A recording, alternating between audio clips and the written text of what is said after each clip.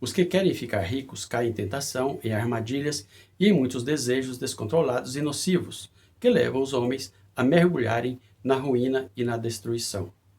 Pois o amor ao dinheiro é raiz de todos os males, e algumas pessoas, por cobiçarem o dinheiro, desviaram-se da fé e se atormentaram a si mesmo com muitos sofrimentos.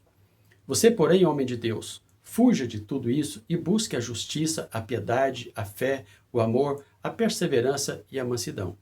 Combata o bom combate da fé, tome posse da vida eterna, para o qual você foi chamado e fez a boa confissão na presença de muitas testemunhas. 1 Timóteo, capítulo 6, do verso 9 ao 12. Olá, amados, a graça e a paz do nosso Senhor Jesus Cristo. Eu sou o pastor José Reis e nesse vídeo eu quero me dirigir aos homens de Deus. Irmãos, nos versos que lemos, o apóstolo Paulo está se dirigindo a Timóteo, como ele mesmo começa a epístola chamando de meu filho na fé.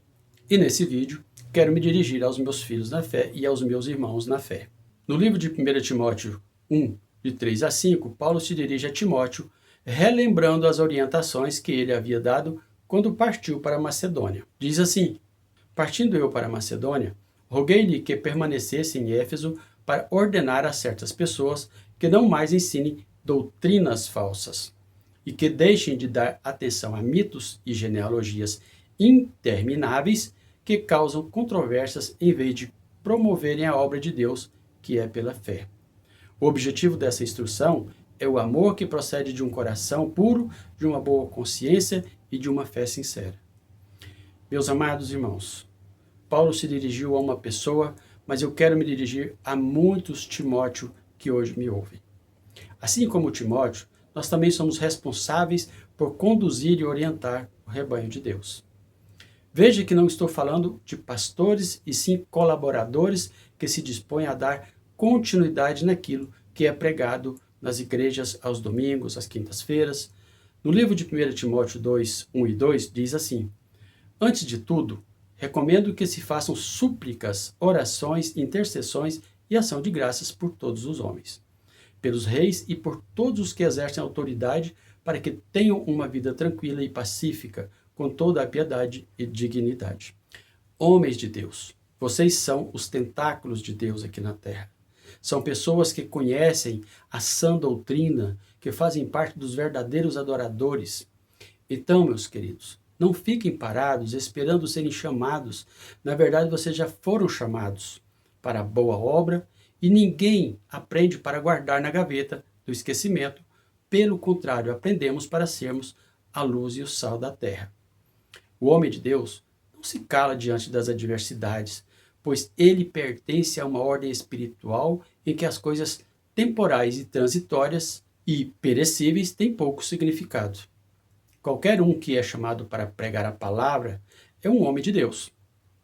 Em 1 Timóteo 3, 4 e 5 diz que ele deve governar bem sua própria família, tendo os filhos sujeitos a ele, com toda a dignidade.